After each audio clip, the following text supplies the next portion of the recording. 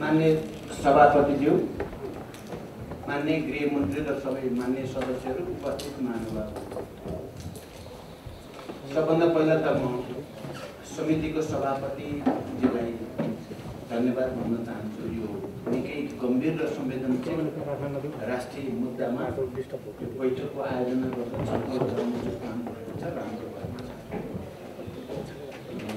मैले अहिले धेरै भन्नु छैन, माननीय सदस्यहरू जतिले बोल्नुभयो मैले गम्भीरतापूर्वक सुन्ने र बुझ्ने कोसिस गरेँ।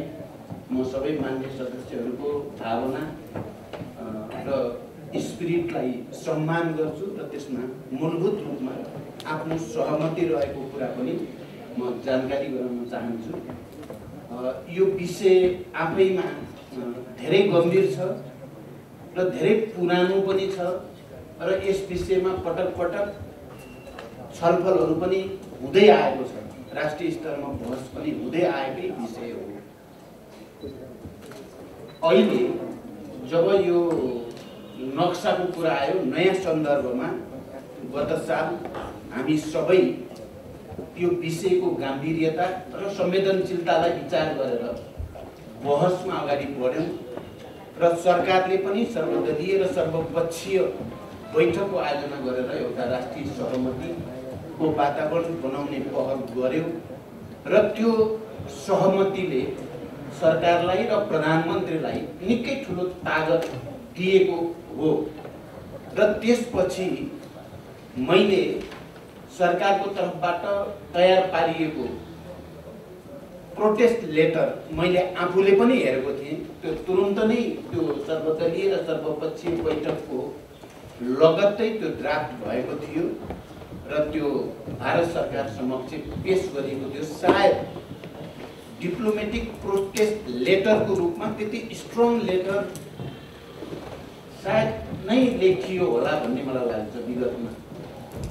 त्यस अर्थमा सुरुका दिनमा त्यो तत्परता र गम्भीरताको साथ नै अगाडि बढाउन खोजिएको थियो। तर पछि विदेश सचिव स्तरको बैठकहरूको आयोजना गरेर छलफल गर्ने भनिएकोमा त्यसमा सहमति हुन नसकिरहेको समय सूची मिलाउने कुरामा नभएको भन्ने हिजो मात्रै यो बाटो उद्घाटनको विषय आइसकेपछि मैले तुरुन्तै प्रधानमन्त्रीजीलाई भेटेर यो विषय धेरै गम्भीर छ। अस्ति पनि नक्साको सन्दर्भमा एक ढङ्गले डिबेट भयो र हामीले उच्च स्तरमा नै प्रधानमन्त्रीकै स्तरबाट राजनैतिक र कूटनैतिक संवाद थालिहाल्नुपर्छ र यसको समाधानतिर अगाडि बढ्नुपर्छ, यसलाई एउटा अवसरको रूपमा लिनुपर्छ भनिएको थियो। किनकि एउटा ठुलो राष्ट्रिय सहमति आम नेपालीहरूको भावना केन्द्रित भएको थियो र त्यो तागत प्रधानमन्त्रीकोमा प्रदान गरिएको थियो र हामी त्यसो गरेका थियौँ। तर धेरै चिज अगाडि बढ्न सकेनौँ। माननीय सदस्यहरूले जे कुरा राख्नु भएको छ यहाँ एउटा मर्मको साथ राख्नु भएको छ भन्ने नै मैले बुझेको छु। र हिजो मैले पार्टी अध्यक्षको हैसियतले प्रधानमन्त्रीजीसँग भेटेर, माननीयको हैसियतले पनि प्रधानमन्त्रीजीलाई भेटेर यो त अझ गम्भीर भएर आयो, त्यसकारण यसको बारेमा अविलम्ब हामीले इनिसिएटिभ लिएनौँ, पहल गरेनौँ भने चिजहरू झनपछि झन अप्ठ्यारोतिर जान सक्छ भनेर नै म त्यही बसेर पार्टीको तर्फबाट दिने वक्तव्य ड्राफ्ट गरियो र त्यो पार्टीको तर्फबाट दिइएको हो र सरकारको तर्फबाट दिने भनेको परराष्ट्र मन्त्रालयको तर्फबाट दिने भनेको वक्तव्य पनि मैले हेरेँ। त्यो प्रोटेस्ट लेटर नीतिगत रूपमा, सैद्धान्तिक रूपमा, भावनाको रूपमा पनि ठिक लेटर नै छ। त्यो लेटरमा चाहिँ चिजहरू जो ओरिएन्टेसन दिइएको छ त्यो ओरिएन्टेसन बेठिक छैन भन्ने नै मलाई लाग्छ। यहाँ मान्य सदस्यहरूले पनि जस्तै त्यो लेटर पढ्नु भएको छ त्यही चाहिँ लेटर ठिकै छ भनेर पनि आयो। लेटर ठिकै छ, तर लेटर मात्रै ठिक भएर भएन, त्यो एक्सन पनि ठिक हुन पर्यो भन्ने मान्य सदस्यहरूको जो भावना छ बिल्कुल सही नै छ।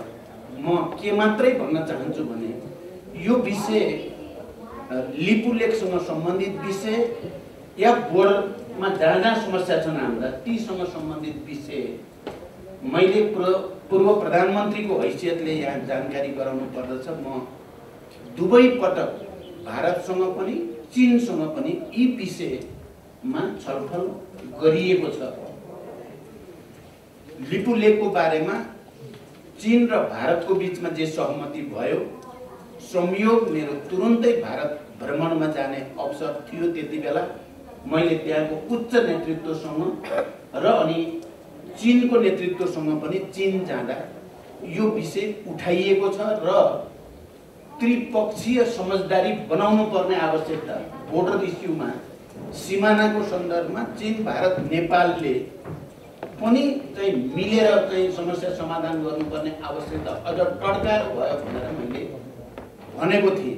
म यो जानकारी पनि यहाँ गराउन चाहन्छु, किनकि लिपुलेख हामी नेपाली भूभाग हो।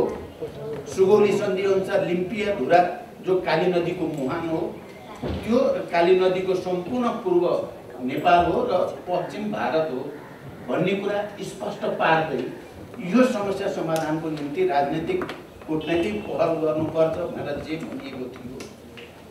लिपुलेख प्रकरण पछि यो त्रिदेशीय जस्तो बन्न गएको छ। यो दुईटा देशले मात्रै हल गरेर चाहिँ अब अप्ठ्यारो छ। त्यहाँ चीन पनि त्यसमा संलग्न भएको, भारत चीनको चाहिँ सम्झौता सहमति भएको हुनाले यसलाई मैले त्योभन्दा पहिला तिनटै देशको आर्थिक क्रियाकलापलाई व्यवस्थापन गर्नको निम्ति, विकास गर्नको निम्ति त्रिदेशीय साझेदारी भन्दै आएको कुरा मलाई लाग्छ सबै मान्य सदस्यहरूलाई पनि थाहा छ, सबैलाई थाहा छ। संयोगवश बिमस्टेकको एउटा अन्तर्राष्ट्रिय सम्मेलनको बेलामा मैले भारतको गोवामा त्यो अवसर पाउँदा मैले त्यो चुक्न दिइनँ भन्ने मलाई लाग्छ। त्यति बेला भारतीय प्रधानमन्त्री नरेन्द्र मोदी र चिनिया राष्ट्रपति सी जिनपिङसँग सँगै झन्डै 40 मिनट मैले एक्लै कुरा गर्न पाउँदा मैले सिमाना सम्बन्धी विषय पनि र व्यापार व्यवसायसँग सम्बन्धित विषय पनि त्रिदेशीय समझदारी बनाउन आवश्यक छ, यस क्षेत्रकै समग्र विकासको निम्ति भनेको थिएँ। र अहिले यो बाटो प्रकरणसम्म, यसको उद्घाटन प्रकरणसम्म आउँदा त्यसको औचित्य अझ पुष्टि भएको मैले महसुस गरेको छु। त्यसकारण अब यसलाई फेरि पनि मैले अहिले नै अन्तर्राष्ट्रिय अदालतमा लगिहाल्ने बेला भयो कि भएन अझै सोचौँ। यो विषय आफैमा सामान्य छैन। अहिलेको चाहिँ के अरे नक्सा प्रकाशन अहिले भएको मात्रै छैन। भारतले झन्डै 8वटा नक्सा कयौं दशक यता प्रकाशित गरेको छ, जसमा लिपुलेखदेखि चाहिँ लिम्पिया धुरासम्म भारतैतिर पारेर प्रकाशित गर्दै आएको छ।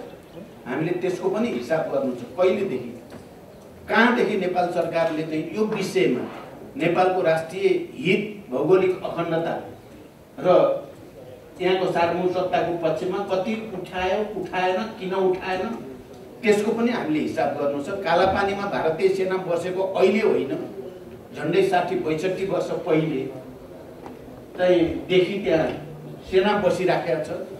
त्यसको बारेमा गम्भीरतापूर्वक विषयलाई उठाउने र गम्भीरतापूर्वक यसको समाधानको निम्ति पहल गर्नेमा विगतदेखि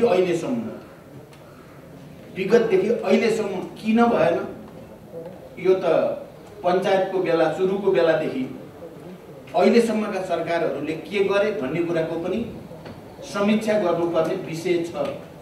त्यसकारण अब समय आएको छ। समग्र इतिहासदेखि कि हाम्रो कमजोरी कहाँ भयो, हामी नेपाल सरकारको, नेपालीहरूको, नेपालका हामी सबैले कहाँ कति कमजोरी गर्यौं त्यसको पनि समीक्षा गर्नुपर्ने समय आएको छ। र हामीले एकचोटि सरकारलाई जसरी आम नेपाली जनताको समर्थन प्राप्त भएको छ यो विषयमा, के सत्तापक्ष के प्रतिपक्ष, सबै राजनीतिक दल, नागरिक समाज, सबै विज्ञहरू सबैको पनि सरकारलाई साथ छ।